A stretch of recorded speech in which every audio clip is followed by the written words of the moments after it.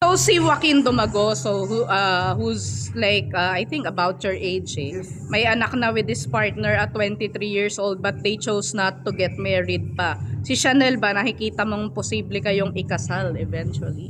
Eventually, yes. Pero, I mean, hindi mo naman alam yung future. So, I don't wanna say promises and all. Pero, nakikita ko naman yung sarili ko with my girlfriend right now.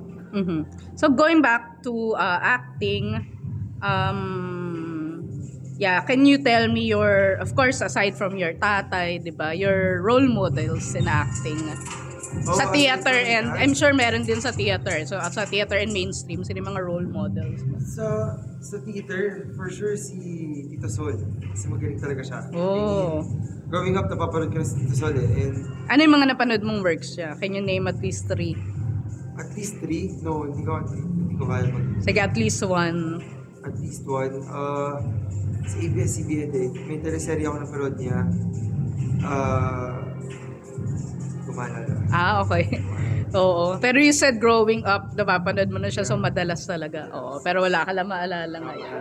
Okay lang.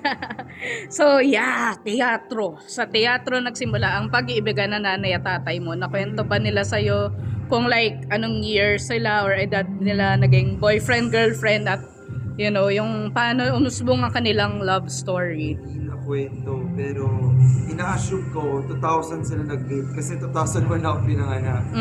So I think yun, 2000 sila nag-meet. And parang yung mami ko nagmo-model yata. Nagmo-model din siya.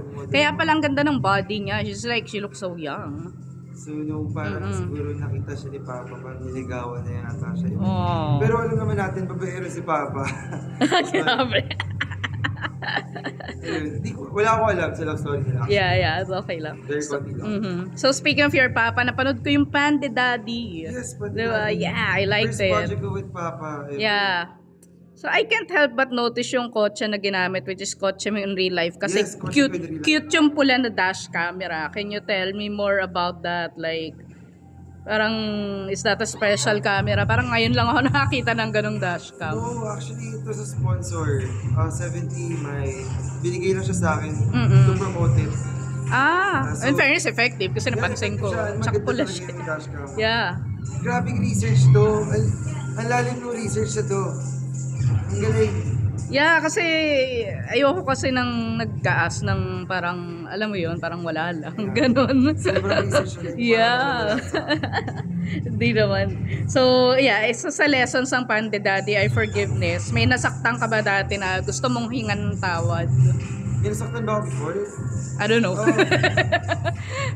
For sure yung ex ko, nasaktan ko before, pero I think lahat naman ng relationship nagdadaanan yun. So, and nung nakasama ko siya, nag-sorry naman na, nakita kami ulit, nag-sorry naman na ako sa kanya.